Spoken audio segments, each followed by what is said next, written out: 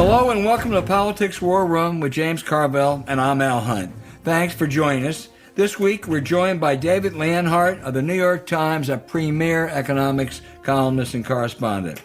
Remember, we take your questions each episode, so write into politicswarroom@gmail.com or send a tweet to @Politicon for next week's show. We'll get to as many as we can. Don't forget, tell us where you're from. This episode is sponsored by our friends Magic Spoon. Please check out their link in the show notes. We thank you for supporting our sponsors. It really helps make this podcast happen. Please tell your friends about us and remind them to subscribe on Apple Podcasts, Spotify, Stitcher, or wherever you get your podcast. Okay, James, a whole bunch of stuff to talk about. We got to start with the House Republicans dumping Liz Cheney. Her sin, she stood up to Trump's lie that the election was stolen, and the rest of her colleagues don't want people to know that Trump is a loser, I guess, or won't admit it publicly. She'll be replaced by Elise Stefanik, the young New Yorker who put her principles in a blind trust to become a Trumpite. This is the party of Trump, and you got to go along with the big lie or anything else he wants.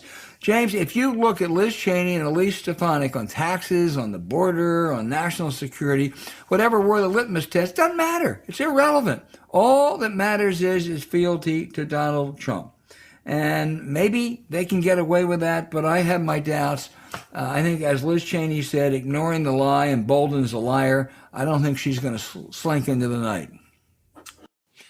First of all, they're doing exactly what Republican voters want them to do. The Republican voters don't care about taxes or deregulation or anything like that. They care about Trump and his brand of Trumpism, which is the politics of resentment. Now, one of the interesting things is a Republican observer said, well, look, if there was a climate denier in his place, the Democrats would kick them out, so we should kick Liz Cheney out because she's denying that the election was stolen. If the fact that we're having climate change is in any way comparable to the fact that there was not a stolen election. I mean, it's insane, and their party is insane. And and Liz Cheney is the latest victim of this insanity. And they're insane because their voters demand that they be insane. That's what it is. At least Stefanik, or whether he voted for the tax cut. If she's going to support Trump, that's who they want. It's got to get over the myth that there's some Republican Party that is driven by any ideology. It is totally driven by resentment, and if the Republican politicians don't do that, they're not going to get reelected, plain and simple. They're not going to win primaries. That's plain and simple. Right. Many of these members, I'm told, no, the election really wasn't stolen, but that doesn't matter because it's important that we keep that line.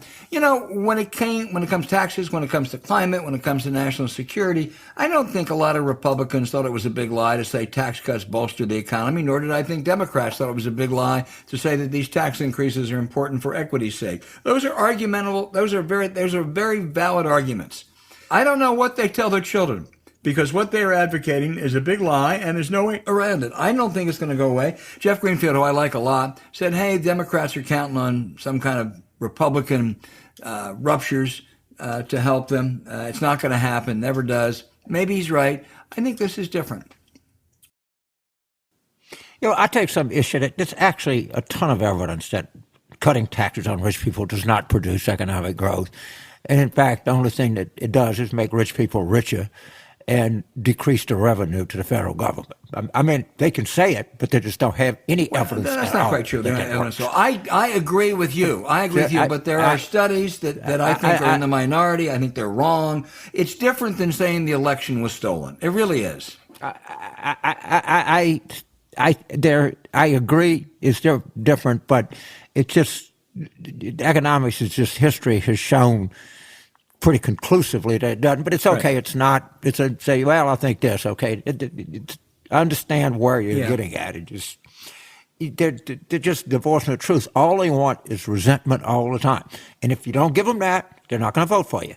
It's that simple. Yeah, and that's what they're stuck with. And what they don't understand, some of them, I believe, is that this isn't the end for Donald Trump. This isn't, okay, the election was stolen, I'm not going to have any more demands.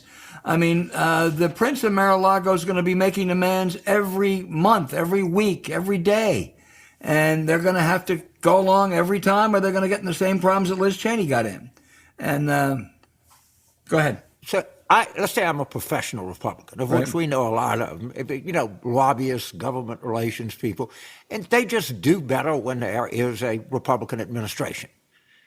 If I were one of them, I would hope that Donald Trump runs in 2024. Because think about this for a second. Trump is not that you can possibly have it, but Trump is a sort of moderate version of Trumpism. If he doesn't run, they'll be for guns and coffins, right? Because they will just have, I can out-Trump you. And that's what is going to happen in a Republican marketplace. They're much better off if Trump is a party that wants to have power and not lose a ton of seats. I think they're better off with Trump running in 2024 than they are with him not, because it'll just. So how does he affect the off-year elections next year? To be seen. We don't know how they're going to turn out without him on the ballot. We don't know how we're going to turn out without him on the ballot. I'm sure he'll inject himself in there and primary some people and everything else. But it's a lot of unanswered questions about 2022. And we just got to admit that we just got to sit back and wait and see how the economy goes, because history is not with us. Redistricting is not with us. Sorting is not with us. There are a lot of headwinds for 2022. But the biggest unknown is what happens with Trump not on the ballot. In 2018, was was a different political environment, circumstance in 2022, but we did pretty good. And I hope we run a 2018 campaign in 2020. Yeah, I'm pretty pessimistic about Democrats' prospects because there's so much going against them. But I think actually, if Trump becomes more of a nuisance and more of a problem and more of a real thorn in their side for Republicans, maybe that helps. But you have everything you mentioned: redistricting, the cycle, and voter suppression, candidates. It's a worrisome landscape. But maybe Trump can change that for the Democrats. We'll see. James, maybe I'm not as pessimistic as you. Hope you're right. Let's look 5,000 miles away or 4,000 miles away. The Israeli-Palestinian fighting is the worst it has been in years. Israeli airstrikes, Hamas rockets, street fighting, dozens dead, hundreds seriously wounded. James, you've worked on campaigns in Israel. You know the country. How serious is this? All right, so I spoke to the show's really good friend, Jim Gerstein, who is an Israeli citizen. He has family over there. Let's talk about some things that make this troubling. First of all, there's street violence, right? A lot of this is related to the settlements. In Israel, the Palestinians and the Jews, in many instances, live in close proximity. So it's just not the rockets coming in. They're having fights in the streets and supermarkets and everything else. That really makes this differently. This is unsurprising, but it's being primarily driven by Palestinian youth. And the settlements, I can't tell you how much worse the settlements have made the situation, because you just keep encroaching on Palestinian lands. They see how much better off that the Jewish population in Israel is than they do, and it's eternally frustrating. We had a chance in the late 90s to do something, and it came close. It wouldn't be perfect, but it would have been a lot better. You wouldn't have had these settlements. You'd have had some functioning hierarchy for them to deal with. But I think most Israelis that think about this are really quite concerned that this is just going to manifest itself more and more in the future, because these settlements have just aggravated the situation in ways that we can't imagine. Now, of course, if you're an Israeli family, shit, you want peace. And the guy who's thinking he might benefit from this is probably Netanyahu. And as Israelis say, it's being over well-being.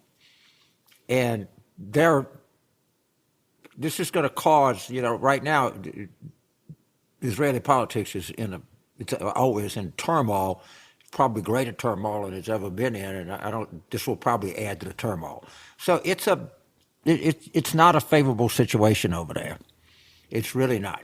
Yeah, I think you're right about Netanyahu. I think he could be a beneficiary. He looked like, once again, he was on his last legs. The other side was trying to put together a coalition. Not sure they would have made it. This probably makes it harder. If he can stay in office, he can probably avoid a trial. He's under indictment.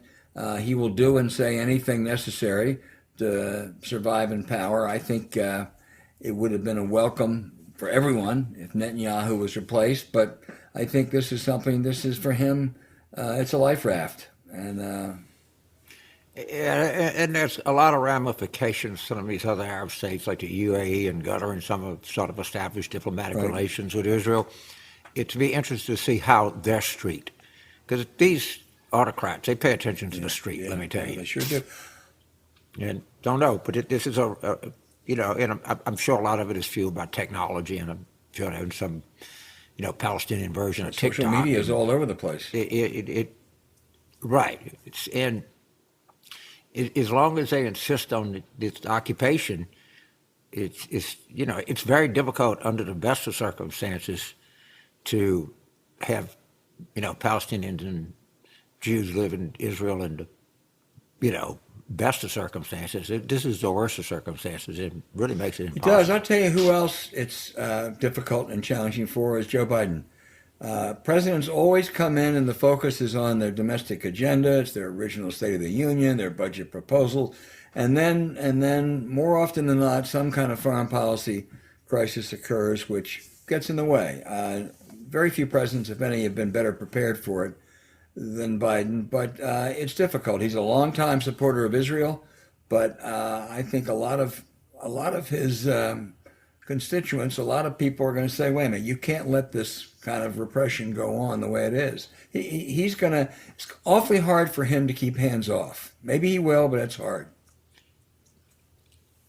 When people say, I think I'm certainly describe myself as a supporter of Israel, right? But I'm not a supporter of the settlements. But they have decided to do this, and the consequences of this decision are being played out here on a daily basis now. And look, it may just, most of them recede. This at some point may recede. People just get tired of it, but it's not going to go back to the way it used to be. It's just going to advance more, and it's not going to solve it. And the younger people that are now are going to keep these same, aggressiveness, and as they grow older, and they'll be the big problem with the youth. Where people don't have hope. It's a bad situation, and I think that's what's driving a lot of this. One of the most admirable countries in the world, with one of the most screwed up political systems in the world. It really is remarkable that a country. I know it's young. It's only 75 years old or whatever. It's younger than me. Me too. Younger than me. But still, you would think they could somehow get a better political system, but they can't. And I'm afraid your dire warnings about what could be ahead may prove correct. Anyway, we're probably not the best people to lecture other people about their political system right now. We've always been proud of ours. It doesn't seem to be doing Good point. Very well.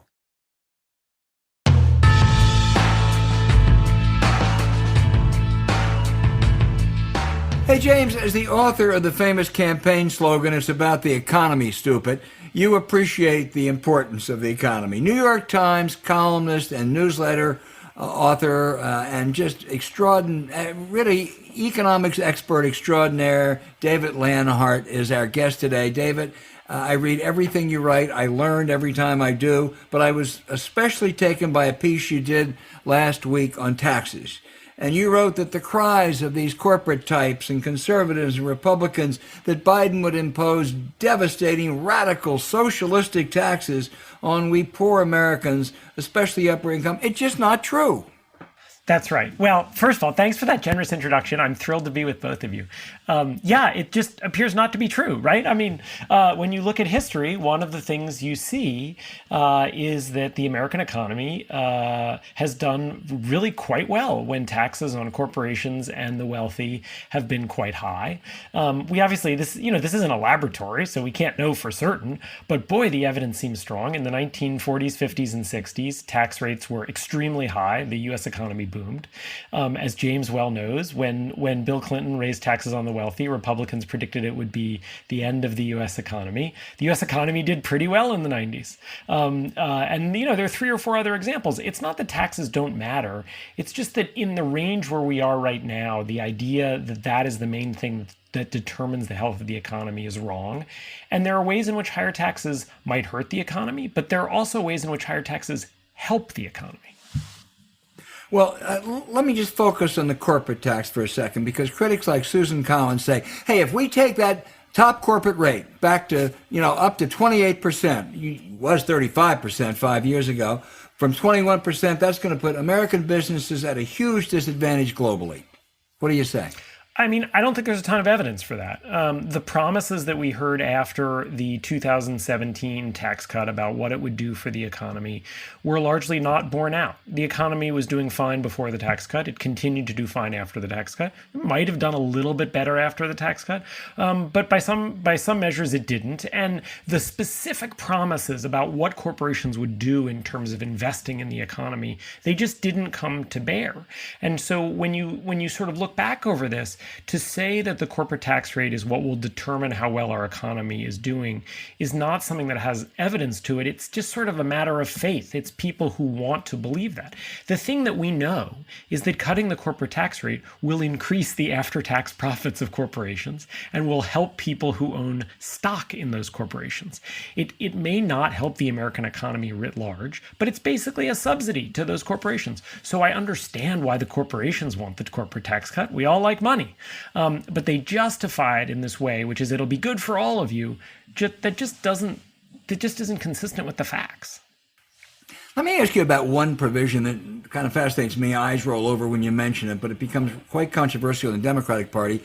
And that's one, I thought the 17 bill was a terrible bill. One thing it did was it limited the deductions you can take for state and local taxes. Now, in high tax places like D.C., that probably hurt us, but there's an equity argument here too. Some Democrats are saying it's got to be fully restored. Give me your view on the dynamics of state and local tax deductions. Well, so, I mean, I think there are Democrats now who are basically saying, as you said, unless that's fully restored, we won't support anything. My instinct is that's a negotiating tactic and they won't stick to it. But I think the Democrats, if they allow this entire package to collapse over that, they would almost certainly be making a tactical mistake, because there are legitimate arguments on both sides of this issue. On the one hand, a bunch of the higher tax states are also the states that are more prosperous in our country, right? So California and New York tend to have higher taxes. They also have larger, stronger economies, and they send a lot of money to those lower tax states through the federal government. And so as long as we have a federal system where you have states like California and New York basically subsidizing other states, I think you can see the defense for why we may also allow the taxpayers in those states to get deductions for it. The flip side of it is the federal government now does or did subsidize in a major way states that charge larger taxes than others. And I get the argument that conservatives offer that basically says we should be doing less of that. I think there's a fair question of where in the spectrum you want to be on that. Boy, it feels like it would be a mistake if Democrats kind of tanked the whole thing over these regional issues. I don't expect they will, but you never know. Yeah. James. So one economics question. I don't want to talk to you about the pandemic. I happen to think you're a polymath, and economics is one of your areas of expertise. But one of the ideas that people have told me, and I just want you to react to it, is the corporate income tax. Do away with it and tax dividends and capital gains as ordinary income. In other words, have the tax when you distribute the profits. Does that make any sense to you, or is that just somebody being clever on a napkin in a bar? I don't think it's crazy. So I mean, Mitt Romney got in a lot of trouble for saying, corporations are people, right? Corporations don't pay taxes, people pay taxes. But the larger idea that in the end there isn't some entity that pays taxes, that it's just people who pay it, is correct, right? General Motors didn't get up this morning. When we tax General Motors, we're mostly taxing its shareholders. And so essentially saying, you know what, let's stop with all this stuff. Let's not tax corporations. Let's instead impose more significant taxes on wealthy people who tend to own the stock. Let's get rid of this preference for stock holdings over work in our tax code. The theory of that, to me, is actually quite alluring. I think the problem becomes, look, that's not the way most countries do it, right? And so if we move to that, it gets us out of step with most of the world. And so I guess what I think is, if you could imagine a benevolent dictator or God coming and changing the entire global tax system to move to the one you just mentioned, James, I don't think that would necessarily be crazy. My concern is that in the real world, we would get the zeroing out of the corporate tax, and we wouldn't get the hikes you would need on the individual taxes to make up for it, and it would end up being a big giveaway. I want to talk to you about the pandemic, and you've written about it. And of course, there's going to be thousands of books and retrospectives and studies and everything else. But when historians look back on the fact that we suspended the J&J vaccine, was this the right thing to do, or looking back on it, it was not the right thing to do? I think the suspension of the J&J vaccine probably has bigger costs than benefits. So this is a hard situation for regulators, right? Because these were really serious side effects. But they were extremely rare. It was possible to monitor them, both by alerting people to what they were and by basically saying, look, they seem to be concentrated in one group, women between the ages of roughly 18 and 50. And so maybe what we should do is basically say we're going to pause the J&J vaccine for them, but we're going to continue giving it to other people. Or maybe we should warn people, but keep doing it. By picking the relatively extreme policy that they did, which is different from, say, how Britain dealt with some similar problems with the AstraZeneca vaccine, basically, they did two things. One, they caused an immediate short-term real plummeting in the number of Americans getting vaccines every day. And two, they just raised massive doubts, not just in this country, but around the world, about the J&J vaccine. The effects for the US are likely to be temporary. We're sort of quickly getting to the point where if you want a vaccine, you're going to be able to get it. And so the J&J being offline for a few weeks was only a temporary problem. It was still a real problem. I mean, look, there were people who would have gotten the J&J vaccine and would have been spared COVID, and who instead got it during those few weeks and who will be hospitalized or die because of it. Those people exist. They are more numerous than the side effects would have been. So the costs were real. I worry more in the long term about what we may have done to the reputation of the J&J vaccine, which appears to be an enormously powerful vaccine with extremely rare side effects, by doing the full pause. Right. My 23-year-old just got the J&J vaccine, and I said, I honestly, take anyone you can, but I'm kind of glad you got that one. Because? It's a kind of one and done, and you got really good protection. And you're 23. I mean, she might not go get the follow-up shot. You don't know what young people are going to do. But I was, as a parent, I got to tell you, I was glad that the J&J vaccine was available. All right, let me move on the.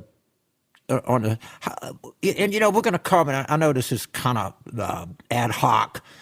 But how do you think high-end public health has performed in this crisis in the United States? And when I say high-end public health, you know what I'm talking about, Johns Hopkins and the T.F. Chen School and the UCLA School of Public Health or whatever you have.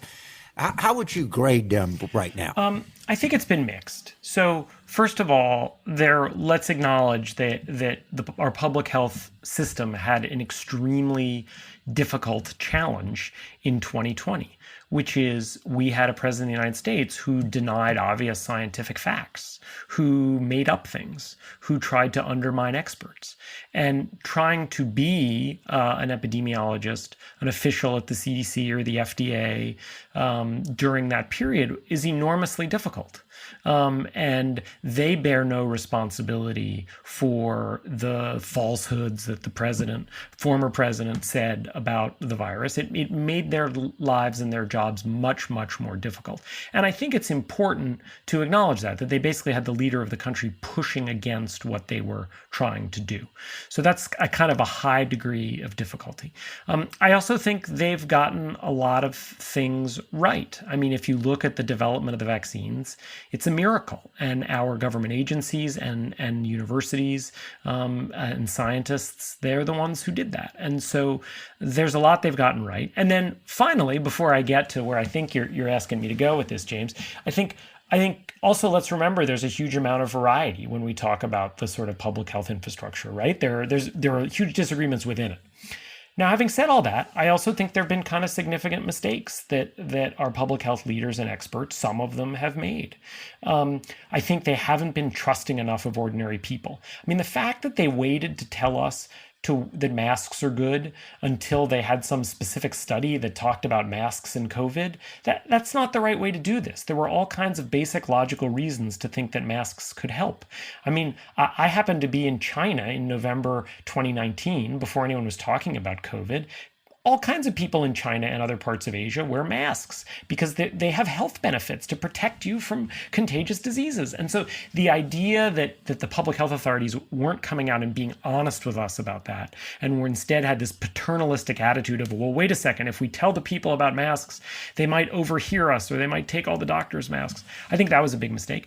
And then now, I think public health officials, again, are making new mistakes, which is they're just inundating us with all this complicated, overly cautious in many ways pieces of advice. I mean, there is no evidence that outdoor masks, unless you're in a close conversation or a tight outdoor space with 10 other people, matter. And yet they're just not willing to say that. And I think it undermines their credibility. And I just think they should be more honest with us. They should trust people more.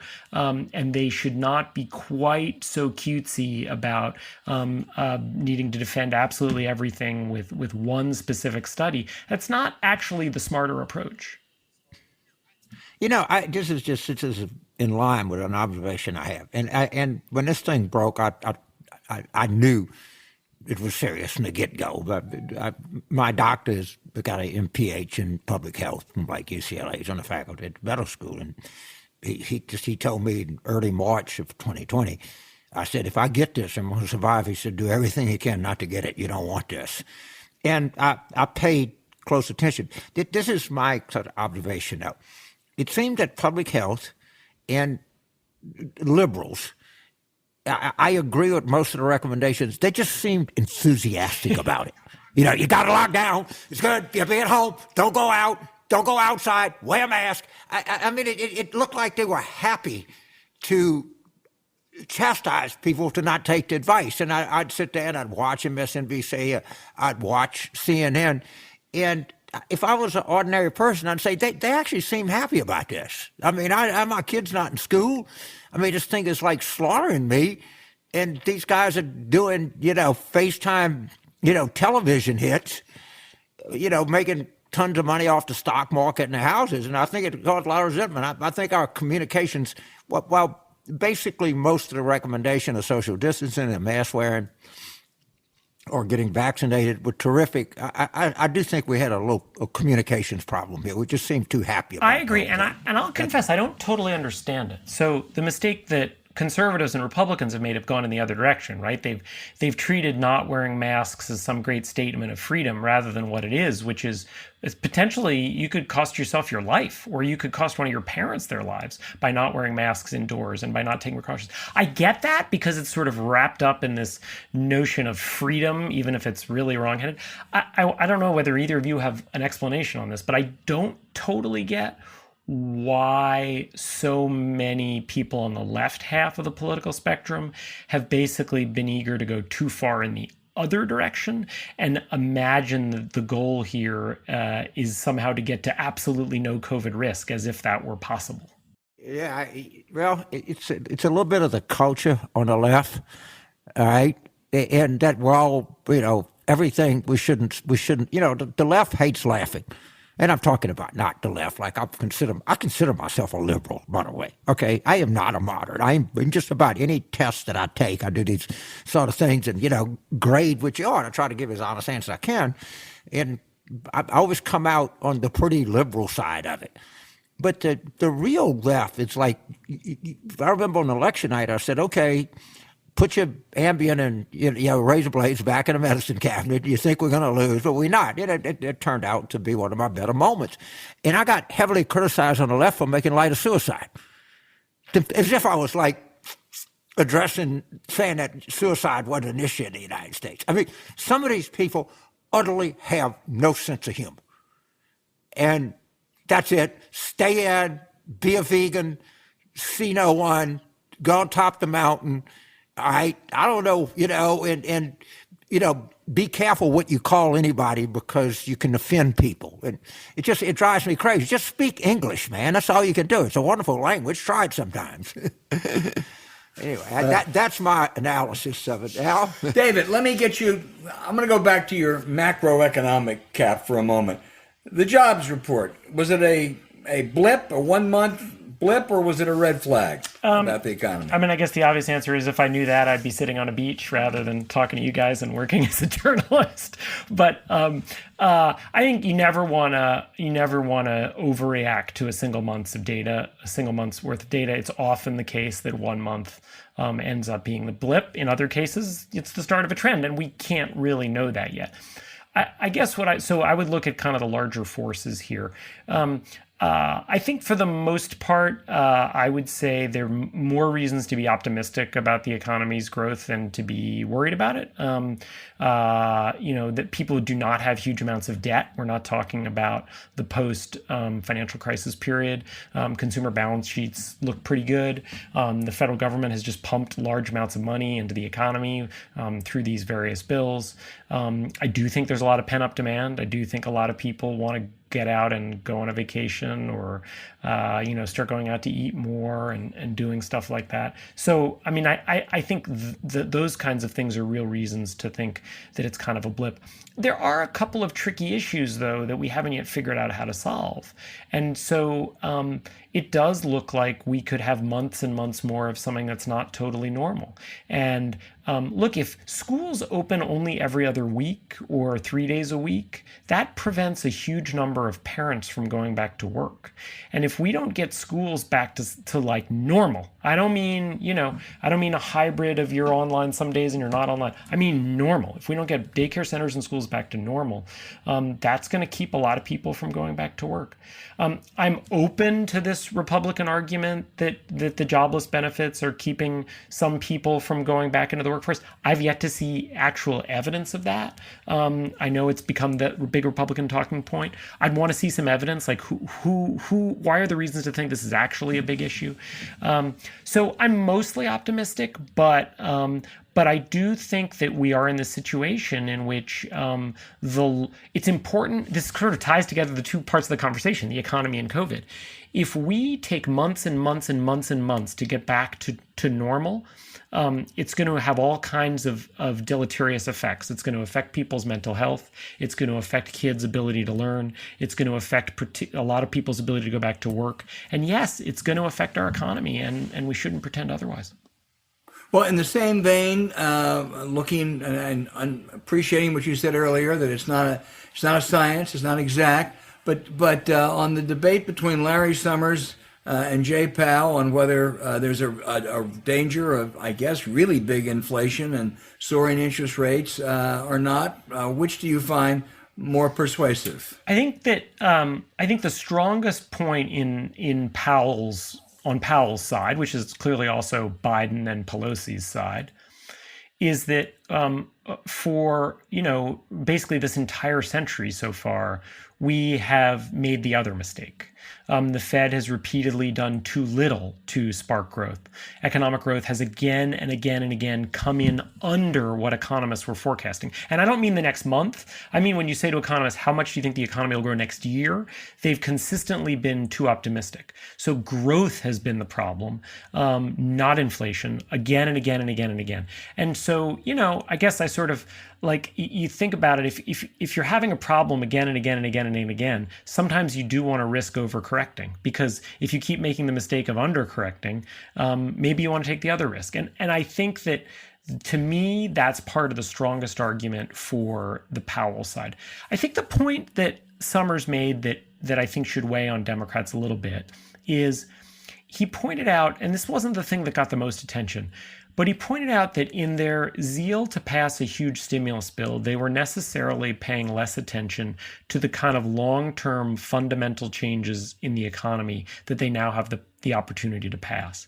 And I think if the Democrats can't do some of their further legislation, if they can't take steps to strengthen labor unions, if they can't invest in infrastructure, if they can't raise taxes on the wealthy, and it looks like that they instead used their kind of legislative moment just to pass this massive stimulus bill, I think they could end up regretting that. And so that didn't get as much attention as Summers' point, the argument that they're doing too much here. But I think it's worth Democrats grappling with that risk. James. Well, on the inflation thing, and I'm here in South Mississippi, and I'm going to tell you, the Highway 90 is full of, help wanted, McDonald's, $50 for an interview. I mean, there's a labor shortage. I suspect maybe the way to cure it is to pay people more, which they don't want to do. And my brother is a contractor in Baton Rouge, and by Baton Rouge standards, he's pretty... A scale of 1 to 10, he's probably a 7.5 by Baton Rouge standard. He said, I'm telling you, inflation is coming. We're just getting killed with lumber prices, steel, finding labor. I mean, this is sometimes you live in Washington, it's just such an affluent area. And you say, well, we're doing fine, but, maybe it's not in the rest of the country. Well, to the extent that I see the rest of the country, there's a labor shortage out there. And materials are getting, but while I got your brain here, I'll turn it over to Al. How serious is this chip shortage thing? Because you keep hearing a lot about it, and it's slowing down like auto. Is that something to worry about? I mean, I as a journalist allowed to say, is anyone allowed to say, I don't know in 2021 in the United States? I mean, I don't know. That's the full answer. I think, I've sort of learned I'm an optimist by nature. So my instinct on many of these things is to say, well, it probably won't be a problem. But, if there's anything we've learned over the last decade or so, it's that, lots of things that probably won't be a problem can actually be really big problems, right? Like, we didn't think someone who rejected American democracy would win the White House. We didn't think we'd have a once-in-a-century pandemic. And so, it seems like, put it this way, if you're trying to figure out, is this worth any of my brain space? I think that clears the bar of it's worth some of your brain space.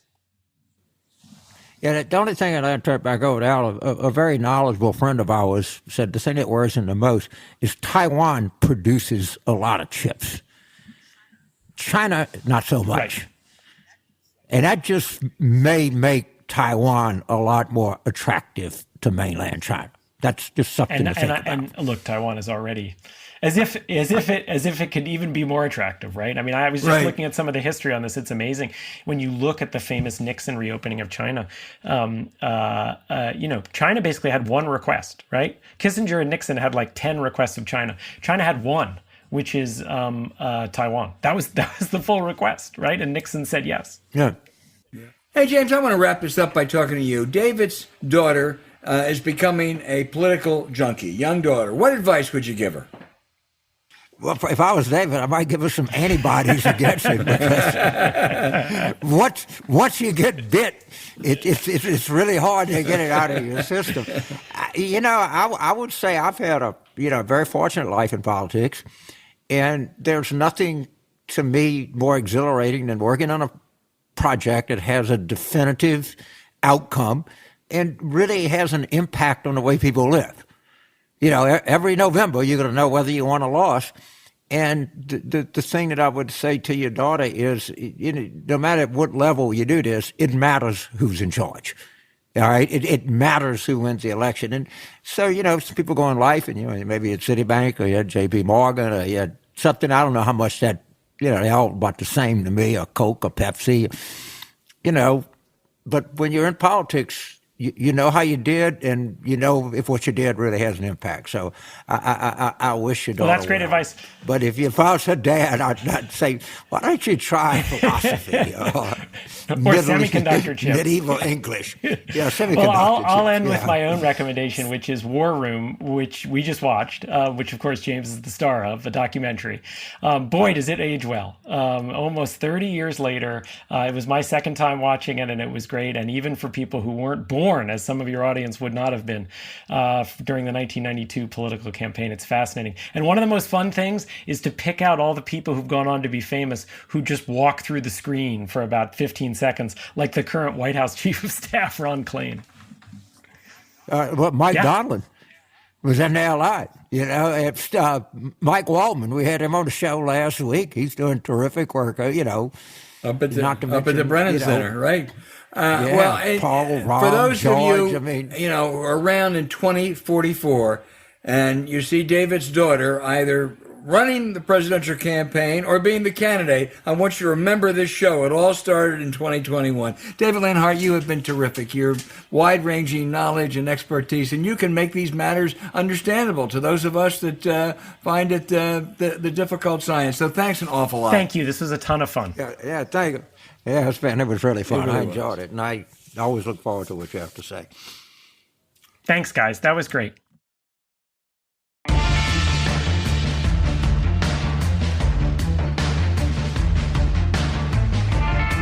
All right, James, now to one of our favorite segments, question and answers. Our listeners are so smart and they ask such good questions. Let's start with John from Antioch, Illinois, who asked, how come we don't hear anything from Dick Cheney about how his daughter is being treated by Republicans? Because Dick Cheney is not a popular figure in the Republican Party. And he's older, and I think he and his daughter are very close. I know that. And I don't think it's really in her interest for him to speak out. And I think they both understand that. There's no Dick Cheney Republicans left. I think that's right. And I think he also will do whatever she wants him to do. They are very close, as you say, and it's probably not in her interest to have him speak out now either. My wife just walked in and announced that she was a Dick Cheney Republican, so I should say that. Okay, she is, all right. But I think they've concluded that it wouldn't be particularly helpful for him to speak out at this moment. Jim, and now I hope I get this right, James, in Bocas del Toro, Panama. Does that sound right to you? Oh, wow. I guess. I've been to Panama. You go to Panama. I was there probably 3 years ago, a couple of years ago. And Panama City looks like Denver. The amount of construction they have there, and a lot of it is like Latin Americans that are moving there. But you ought to see the high-rise there. I mean, even Trump has a tower in Panama City. It's a great country. I love the whole. That's not an incentive to go there, the Trump Tower, but the rest is. I go to New York and there's a Trump Tower. Anyway, Jim asks, do you think the Democrats will ever be able to address the insidious problem of the corrupting influence of money in politics? I am not very optimistic unless you get a new Supreme Court. Those decisions they've handed down, starting with Citizens United, make it very difficult. You're never going to take money out of politics, but I think it's more, I think to do anything serious is going to be a long time away. So, this is something because this is John Chait, who, as you know, I read every word that John Chait writes. And he wrote an analysis about Elizabeth Warren that she misdiagnosed what went wrong with the campaign. And of course, she relied on small donors. So, in one sense, you say that's admirable. She doesn't take, any contribution over $1,000. And people would say, well, illegal women voters say that's a great idea. Our friend Fred Wertheimer would say that's a great idea. The problem is you become addicted to small activist donors. And the only way you increase donations is by feeding that activist furnace, if you will. And so it's not a kind of a straight line. They say if people should just not take back money, not take large donations, because it makes you reliant on a small but active demographic within the party. I thought there was I thought of that, and I thought it was an interesting observation. Of course, I'm not suggesting to you that big money and powerful money is not a problem in American politics, but we need a better James, I agree that's the case sometimes, not always. I mean, Barack Obama raised huge amounts of small contributions in the beginning. I don't think he was much affected by that activist base. And John McCain did the same thing back in 2008. So Warren was an example of that, but I think it's more mixed than that. And I don't think I'm not suggesting to you it's an absolute thing. I'm just saying that's an aspect of it that you got to admit that it can happen. Yeah. That's all. It's not 100%. I'm going to violate our rules and ask a good question that Aaron asked. The reason it's violating our rules, James, is Aaron does not tell us where he's from. Aaron, this is the last question you get unless we find out where you're from, and I hope it's Bocas del Toro, Panama, or someplace like that. Anyway, James, you'll love this. He said, "I wonder if Trumpy is getting some of the big percentage collection fee on his fundraising scam. How can you find out?" I don't have to find out. Okay, I can look out there. I'm looking at the bay here in Basin St. The water is wet. I promise you. If you jump in there, you're going to get wet. There's nothing here to investigate. He's skimming everything that he possibly can, and I just love to know what his cut is and what the rest of them are. But Aaron's a great name in spin doctors. He was Moses' spin doctor. He was the first PR flack. It was in the Old Testament. So to spin doctors, Aaron is a great name. We're all sons, we're all children of Aaron. Aaron, you ask a good question, too. Just next time, tell us where you're from. Duncan, who is from London, which, as we all know, is in the UK, asked, what was the biggest political upset that you remember or covered? Look, there are always upsets in Senate or House or sometimes gubernatorial elections, but over the longer haul, the biggest upset, maybe Trump would be in there, Trump getting the nomination if you look back a couple of years. Jimmy Carter, in 1975, he was a peanut farmer out of office, and I don't think he was given any chance, really, 2-3% chance. And that was an extraordinary run over the long run. There have been individual races that have been huge upsets, but I always remember the Jimmy Carter race, maybe because I prefer to think about that to Donald Trump. Yeah, I can understand that, but I mean the Trump 2016 was, look, I thought the fact that we lost congressional seats this year was a big upset. No one was expecting that. Let's be honest, and we came within 42,000 votes of losing the whole damn thing. I mean, there's real lessons in this 2020 result, and I'm not confident that we learn these lessons.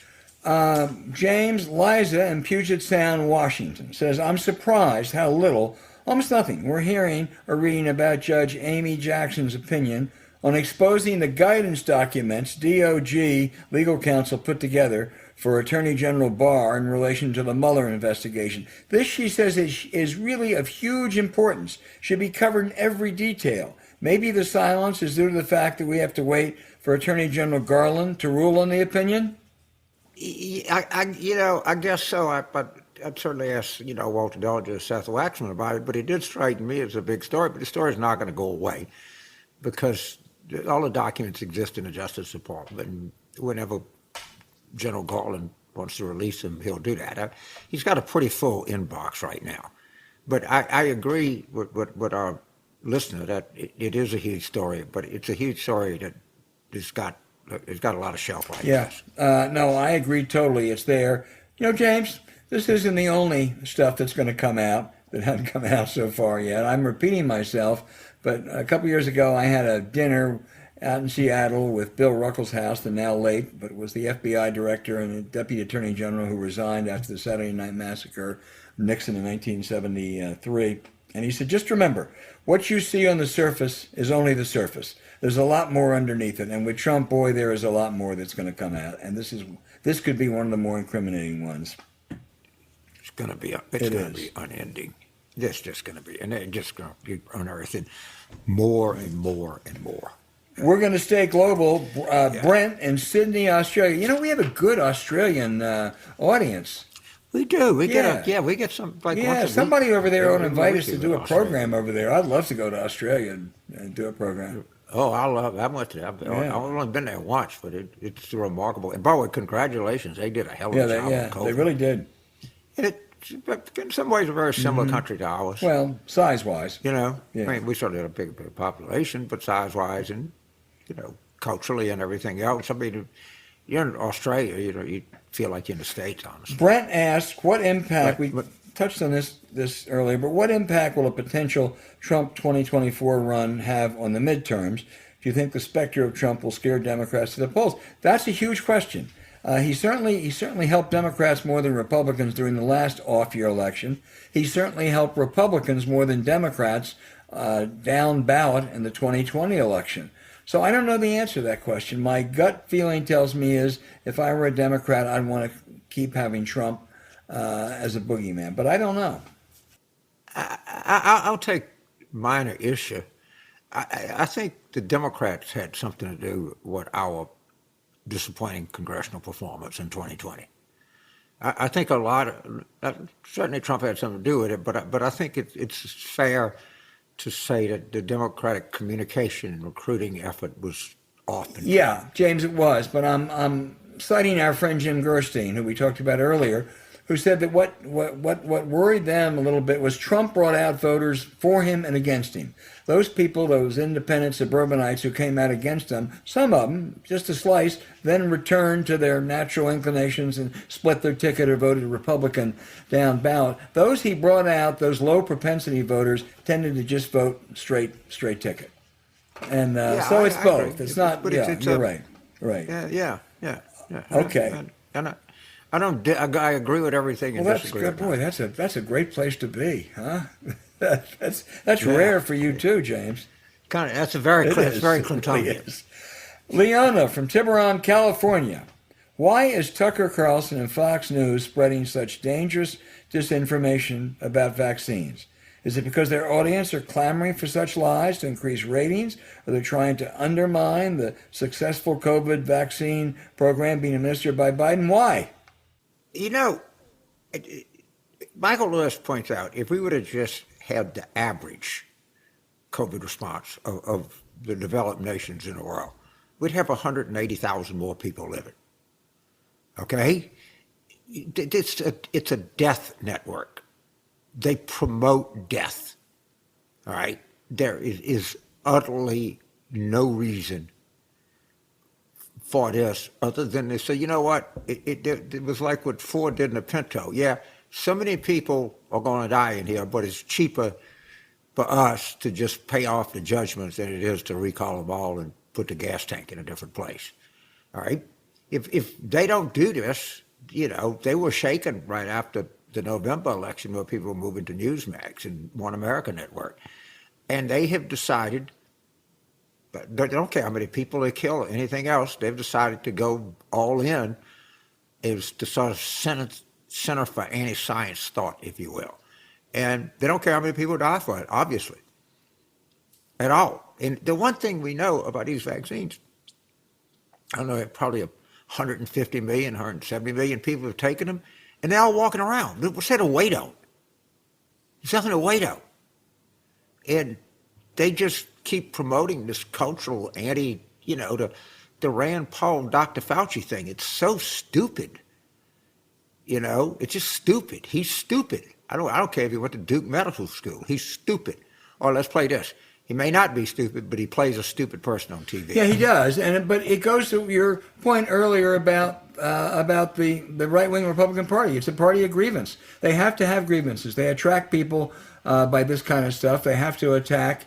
And this is, in many ways, the worst thing they're doing. I mean, I don't like Tucker Carlson's racism. I deplore it. I hate some of the things he said. But this is really threatening people's lives. And it's just, it really is unconscionable. No, it's not threatening. It's killing people. There are people that are dead today that would be alive if it would be for Fox News. Period. I don't think anybody disagrees with that. Okay, keep those letters and emails coming in. They are terrific questions. But Aaron, again, if you send another question, we want to know where you're from. Now I want to take a second to tell you about one of our favorite things here at Politics War Room, and that's Magic Spoon cereal. What's so great about Magic Spoons that they have 0 grams of sugar, 13 to 14 grams of protein, and only 4 net grams of carbs in each serving. That's only 140 calories. It's amazing. Gluten-free, grain-free, soy-free, low-carb, and GMO-free. And listen to this. Now, wait a minute. Hold on to your hats, your seats, whatever. We have exciting new news. Magic Spoon has released a super delicious, James, I want you to listen to this, new flavor birthday cake. Birthday cake Magic Spoon will be available in a special 5-pack for a limited time only. So get it while you can. Birthday cake. Or for our family favorite, build your own box that you can customize with cocoa, fruity, frosted, peanut butter, and cinnamon. And don't forget, if you're listening from Canada, Magic Spoon now ships there as well. All right, James, you're going to have to put birthday cake on that list. I will. Magic Spoon disproves James Carville's basic theory about food and diets. And that is, the better a food is for you, the worse it tastes. The worse it is for you, the better it tastes. See butter and salt. All right?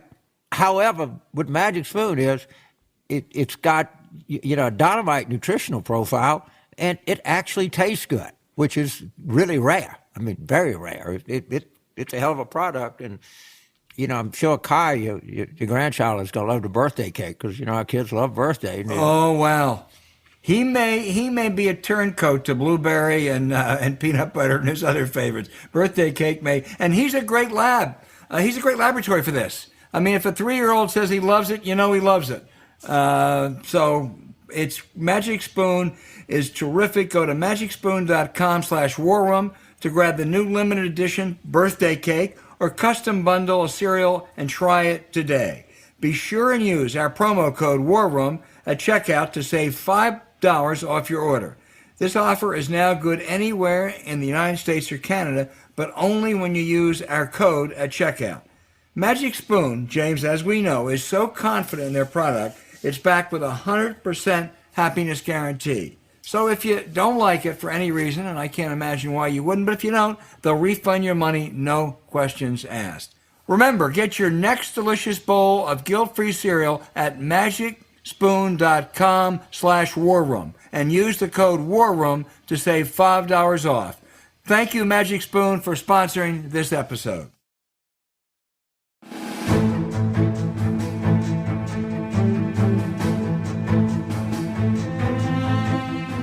Hey James, my outrage is gonna ignore all the political outrages that we live through every day, and it's gonna go to baseball, Major League Baseball, its medical staff, and the players' union. This week, premier pitchers: Jacob deGrom went on the injured list.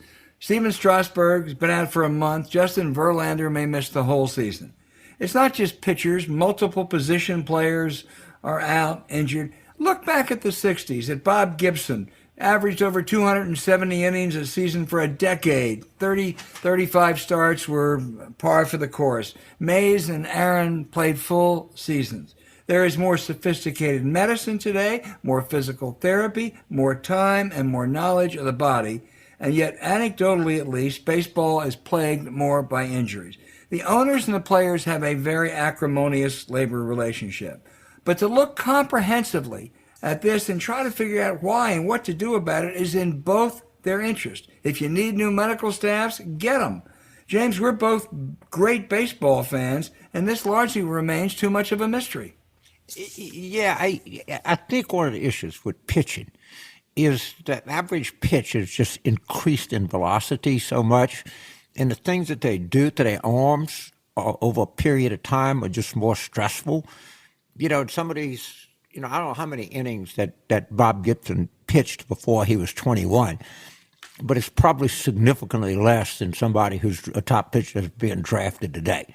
I mean, that's all they do is throw. And they throw, and they're taught to throw with the biggest stress point you can on your arm. And I think it just causes the human arm can only do so much. And this might be part of it, but you're right. Injuries are part of every sport, but I don't have the data right in front of me, but it seems like they're increasingly part of baseball in a way that's not good for the health of the game. The outrage, as I alluded to earlier, it is, well, yeah, we got Marjorie Taylor Greene, but you got AOC, right? Excuse me. AOC might be, I think there's some political activity maybe, but that's about the worst I can say about it. Marjorie Taylor Greene is literally out of her mind. And there are many more of them. And I love the equivalency. Well, you can't have someone that doesn't believe the election was stolen as the number 3 person in our caucus, but look at you. You couldn't have a climate denier as the number 3 person in your caucus. I mean, that's so outrageous on its face.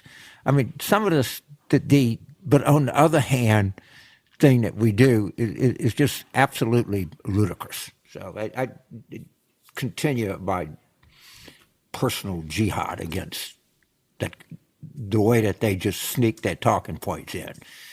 You know, and Marjorie Greene is not unique. She's awful, but there are a number of Marjorie Greenes. There's Louis Gohmert, there's Paul Gossett. We used to think Louis Gohmert was the craziest guy in the House. He may become a moderate now before this thing is all over. I don't think Louis. I think Louis is going to continue to entertain us. Oh, I hope. No, I don't really, but okay. Simon, I tell you, you got to watch. We need to do a segment on who's crazier, Louis Gohmert or Clay Higgins. Because Clay Higgins, I'm going to tell you, he's got real potential. We talked about that, and then we never did it. I think that's. I will give you one Clay Higgins fact. Here's the only human being that's ever been censured by the Annie Frank Foundation. That's pretty good. I've been to Annie Frank's house in Amsterdam, and he went in front of the Auschwitz or somewhere and tried to do a political stunt about, compared to the Holocaust, and he's too stupid to know how stupid he is. Well, it'll be a close contest because Louis is right up there. We can come up, but we'll do that one week.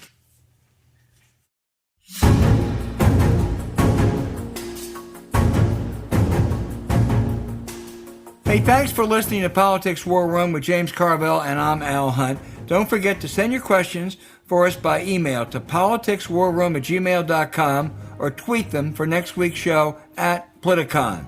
Following this episode, we would really appreciate it if you check out the links to our sponsor, Magic Spoon. We really thank you for supporting them. When you do, you help make this podcast happen. To keep up with us, subscribe to Politics War Room on Apple Podcasts, Spotify, Stitcher, or wherever you listen. Please rate the show with a 5-star review. We'll be back next week with another show as we continue our War Room planning.